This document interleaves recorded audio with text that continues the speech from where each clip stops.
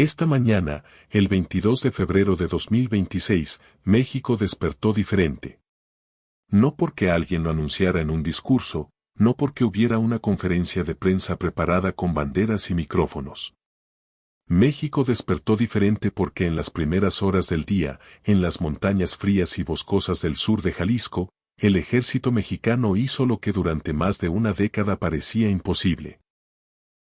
Dar de baja a Nemesio Oseguera Cervantes, al hombre al que llamaban el Mencho, al fundador del cártel Jalisco Nueva Generación, al narcotraficante que la DEA persiguió más que a ningún otro en la historia reciente de México, al hombre por cuya cabeza los Estados Unidos llegaron a ofrecer $15 millones, la recompensa más alta jamás ofrecida por un objetivo criminal en territorio mexicano.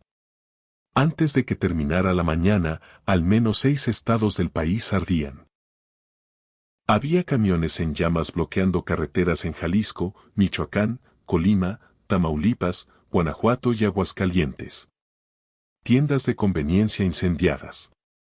Farmacias cerradas con candado, familias encerradas en sus casas recibiendo alertas en el teléfono para no salir. El CJNG respondía a la caída de su jefe con el único lenguaje que conoce, el fuego, el miedo y el caos. Esto no es el fin del crimen organizado en México, nadie que entienda cómo funcionan estas estructuras va a decirte eso, pero sí es el fin de un hombre que durante 15 años fue el símbolo más visible, más temido y más buscado de la violencia que este país ha tenido que soportar. Esta es su historia desde el principio, y esta es la historia de cómo esta mañana llegó a su fin. Para entender lo que pasó esta mañana en las sierras de Tapalpa, hay que entender primero de dónde venía el hombre que murió ahí, porque la historia de Nemesio Oseguera Cervantes no empieza en un rancho lujoso ni en una reunión de capós, empieza en la pobreza. Si te apasiona conocer los hilos que mueven el poder y la seguridad en el país, no olvides suscribirte a Trama Escondida y activar la campana. Continuamos. Nemesio Rubén Oseguera Cervantes nació el 17 de julio de 1966 en la comunidad de Naranjo de Chila, en el municipio de Aguililla, Michoacán. Aguililla. Un nombre que en los últimos años se ha vuelto sinónimo de violencia, disputas territoriales y abandono institucional. Pero en los años 60 era simplemente un municipio pobre de la Sierra Michoacana, lejos de todo, donde el Estado llegaba poco y tarde, y donde las familias sobrevivían como podían. La familia Oseguera Cervantes no fue la excepción. Nemesio abandonó la escuela en cuarto o quinto año de primaria para ponerse a trabajar y ayudar con los gastos del hogar. A los 14 años ya cuidaba cultivos de marihuana en las montañas. No fue una decisión ideológica, no fue ambición de poder, fue lo que había disponible para un niño pobre en esa región, en ese momento. A finales de los 80, Nemesio hizo lo que hacían miles de jóvenes de su generación en Michoacán. Emigró a los Estados Unidos. Cruzó buscando algo mejor, pero lo que encontró no fue estabilidad. En 1986, en 1989 y en 1992 fue detenido en suelo estadounidense por distintos delitos relacionados con drogas. Cumplió sentencias cortas, la más larga fue de 5 años. Cada vez que salió, volvió a lo mismo. Y cuando lo deportaron por última vez, ya no regresó al norte. Optó por otra ruta, una ruta que en México ya conocía bien. De regreso en su país, tuvo un paso fugaz y llamativo por las instituciones. Se enroló como policía municipal en los municipios de Cabo Corrientes y Tomatlán, en Jalisco. No duró mucho. Ese periodo, sin embargo, le dio algo valioso, conocimiento de cómo operan las corporaciones. Cómo se mueven los operativos, que saben y que no saben las autoridades. Ese conocimiento lo usaría por décadas. Después de la policía, Nemesio encontró su lugar real dentro de la estructura criminal de Armando Valencia Cornelio, el Maradona, uno de los jefes del Cártel del Milenio, organización aliada del Cártel de Sinaloa, con control sobre rutas y territorios en Jalisco y Colima. Fue ahí, como sicario y operador de esa estructura, donde Oseguera Cervantes aprendió el oficio de verdad.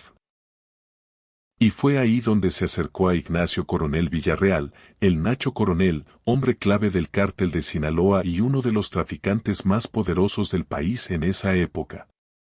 El movimiento que terminó de definir su carrera fue personal antes que criminal.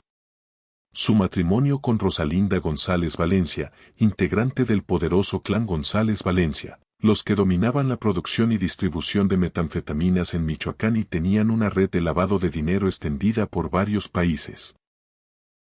Esa unión no fue solo afecto, fue una alianza estratégica que colocó a Nemesio en el centro de una red con rutas, dinero, contactos internacionales y estructura operativa probada.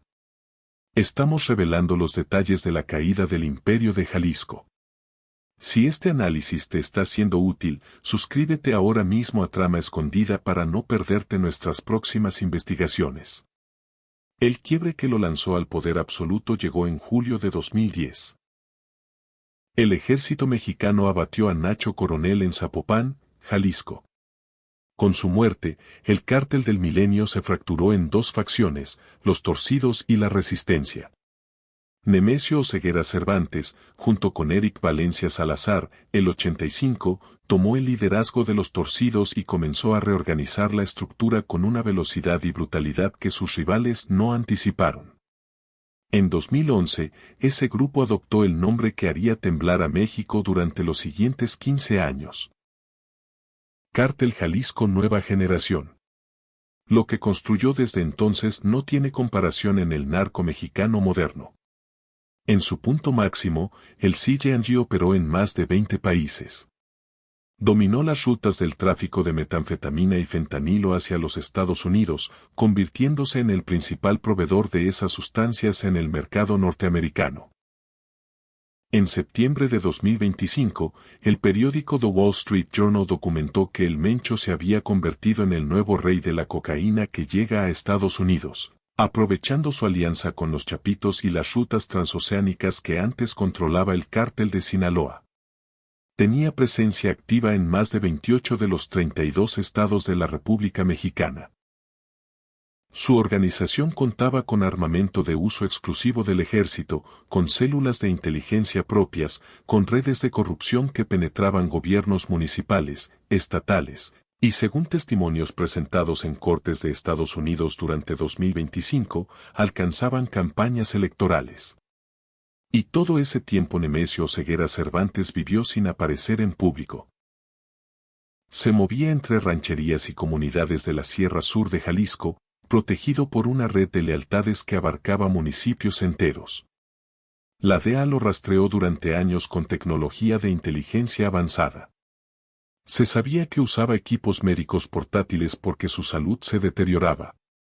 Omar Hamid García Arfuch, titular de la Secretaría de Seguridad y Protección Ciudadana, confirmó en febrero de 2025 que el capo padecía insuficiencia renal crónica. Con 59 años, enfermo de los riñones, con su esposa en prisión, con sus hijos siendo procesados en cortes federales estadounidenses, el Mencho seguía ahí, en las montañas, en control. Hasta esta mañana. La madrugada del domingo 22 de febrero de 2026 fue el resultado de un proceso de inteligencia que llevaba meses, posiblemente años, construyéndose pieza por pieza. De acuerdo con fuentes de alto nivel del Gabinete de Seguridad, confirmadas de forma independiente por Milenio, Grupo Reforma, Z Tijuana, Sin embargo y El Financiero, el operativo se desplegó en las primeras horas del día en el municipio de Tapalpa, en el sur del estado de Jalisco. Tapalpa es un pueblo serrano conocido por su clima frío, sus cabañas de madera y su turismo de fin de semana, pero para los servicios de inteligencia mexicanos y estadounidenses, Tapalpa tenía otro significado. Era territorio del CJNG. El mapa del crimen en México acaba de cambiar para siempre. Quédate con nosotros en Trama Escondida, suscríbete para entender lo que viene después de esta mañana. No era una coincidencia que el cártel usara esa zona.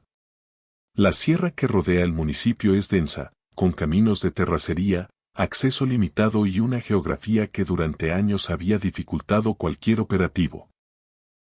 En noviembre de 2023, en ese mismo municipio, fuerzas federales habían detenido a Juan Carlos Pizano Ornelas, el CR, jefe de plaza del CJNG en el sur de Jalisco. Ese operativo también desencadenó bloqueos y enfrentamientos en la zona. Lo que ocurrió esta mañana fue de una escala completamente distinta. El operativo fue encabezado por elementos de élite de la Secretaría de la Defensa Nacional, la Sedena. Se desplegaron helicópteros artillados, unidades de infantería especializada y coordinación con el Gabinete de Seguridad Federal. La zona boscosa y montañosa de Tapalpa, el mismo terreno que el CJNG había usado como refugio y línea de escape durante años, se convirtió esta vez en el escenario del cerco final. El ejército conocía el área, la operación no fue improvisada, hubo un enfrentamiento real. Las fuentes consultadas por los medios no describieron una captura tranquila ni una rendición. Fue un combate en terreno complicado, en las primeras horas de la mañana, con luz escasa y temperatura baja. Y en ese combate Nemesio Oseguera Cervantes perdió la vida. Las primeras señales de que algo extraordinario había ocurrido llegaron antes de cualquier comunicado oficial. Cerca de las 7 de la mañana del domingo comenzaron a reportarse bloqueos en carreteras de Tapalpa y en distintos puntos del área metropolitana de Guadalajara, vehículos atravesados en avenidas principales. Camionetas incendiadas. La señal era conocida para quienes cubren seguridad en Jalisco. El CJNG activaba sus protocolos de respuesta ante un golpe grave. No se hacen esas cosas por una detención ordinaria. Fuentes federales de alto nivel confirmaron la muerte del capo a los principales medios del país en las primeras horas del día. El gobernador de Jalisco, Pablo Lemus Navarro, confirmó el operativo desde su cuenta oficial en la red social X, alertando a la población sobre los bloqueos activos y pidiendo a los ciudadanos evitar desplazamientos.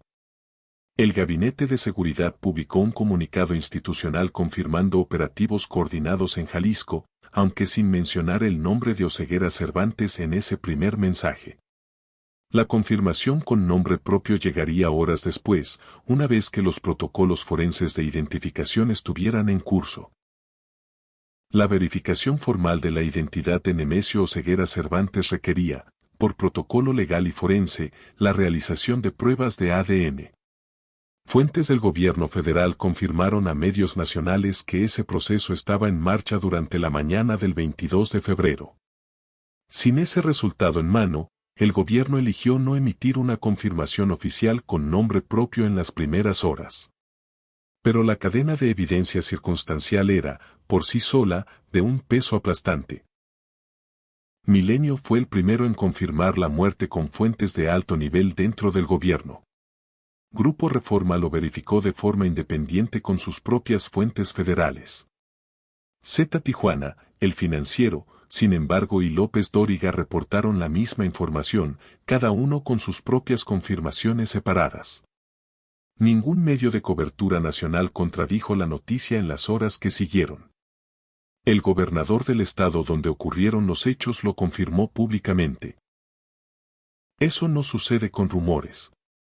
¿Qué pasará ahora con la estructura del cártel? En Trama Escondida analizamos el trasfondo de la noticia. Suscríbete y acompáñanos en este relato. Pero la evidencia más elocuente no llegó de ningún comunicado. Llegó de las calles. Lo que el CJNG hizo en las horas siguientes al operativo fue, en sí mismo, una declaración. En Jalisco, bloqueos en Periférico Norte, en Calzada Independencia, en Avenida Vallarta y en el Anillo Manuel Gómez Morín, en plena zona metropolitana de Guadalajara. Enfrentamientos reportados en la carretera a Chapala, en Las Cañadas, en San Miguel de la Paz, en la Calzada del Ejército, en Avenida de la Revolución, en Nicolás Régules y Epigmenio González. Bloqueos en carreteras hacia Zacualco, Ciudad Guzmán, Autlán de Navarro, Puerto Vallarta y Cihuatlán.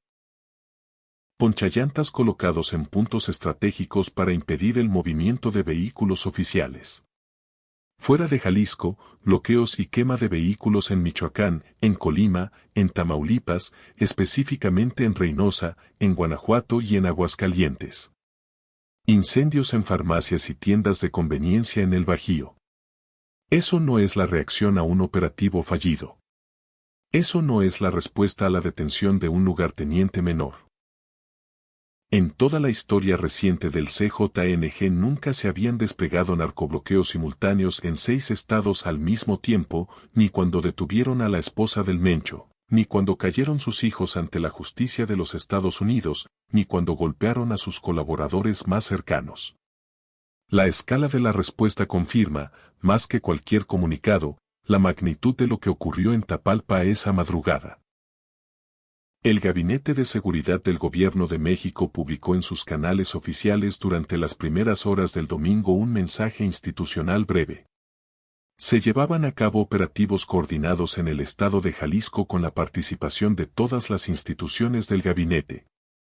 El objetivo, decía el comunicado, era proteger a la ciudadanía y atender de manera puntual los incidentes reportados. Punto. Sin nombres, sin detalles del operativo, sin reconocimiento explícito de lo que había ocurrido en Tapalpa. Esa austeridad comunicativa tenía una explicación formal, el protocolo de identificación forense, pero también generó un vacío que la ciudadanía, los periodistas y los analistas notaron de inmediato. Mientras el gobierno guardaba silencio sobre el nombre, 6 estados vivían una jornada de caos. Las familias no podían salir. Los camioneros frenaban sus rutas, las terminales de autobuses en Jalisco y en Michoacán suspendían operaciones. Y la pregunta que todos se hacían era la misma: ¿qué pasó exactamente? Fue Pablo Lemus Navarro, gobernador de Jalisco, quien tomó la vocería primero. Desde su cuenta en X confirmó el operativo en Tapalpa, llamó a la ciudadanía a mantenerse en casa y activó los protocolos estatales de emergencia. Las corporaciones policiales del Estado, Guardia Nacional, policías estatales, los policías municipales de Guadalajara y Zapopan reportaron enfrentamientos en múltiples puntos de la zona metropolitana. En la carretera a Chapala hubo disparos.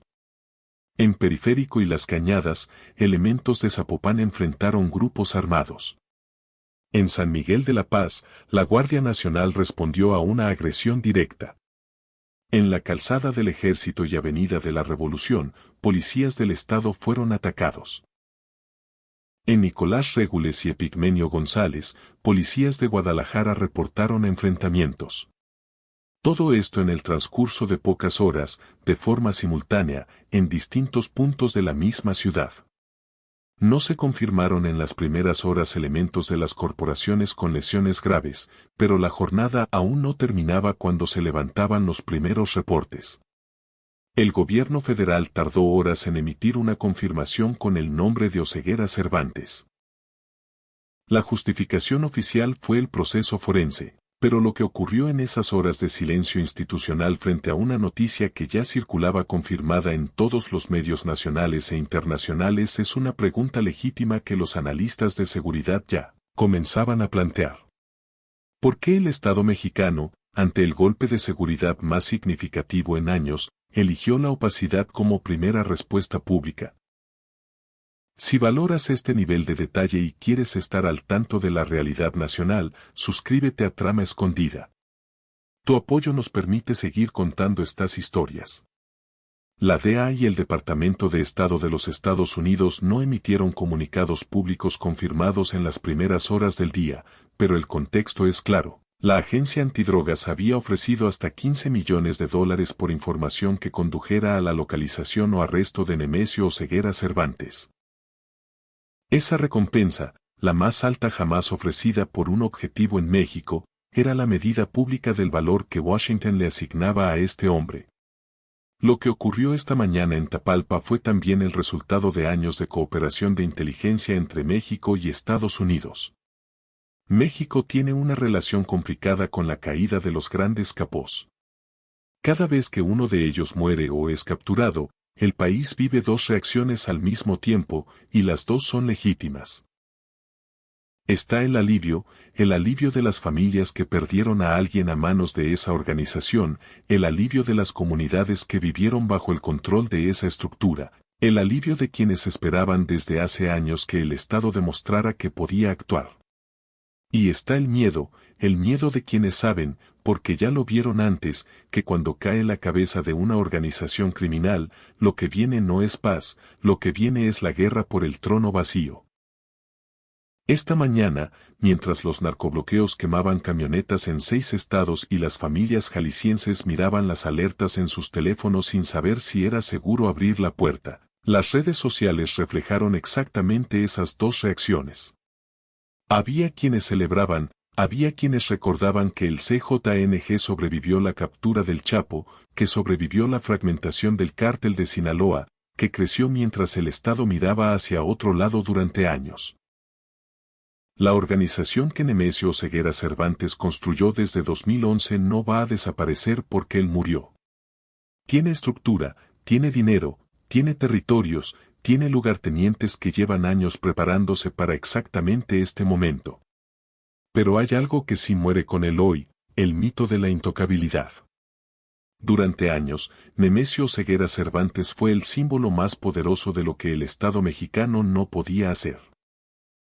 Era el hombre que en abril de 2015 ordenó la emboscada más sangrienta contra una corporación policial en años. Sus sicarios atacaron un convoy de la Fuerza Única de Jalisco en una carretera a 70 kilómetros de Puerto Vallarta, bloquearon un puente con vehículos incendiados y abrieron fuego. 15 policías murieron.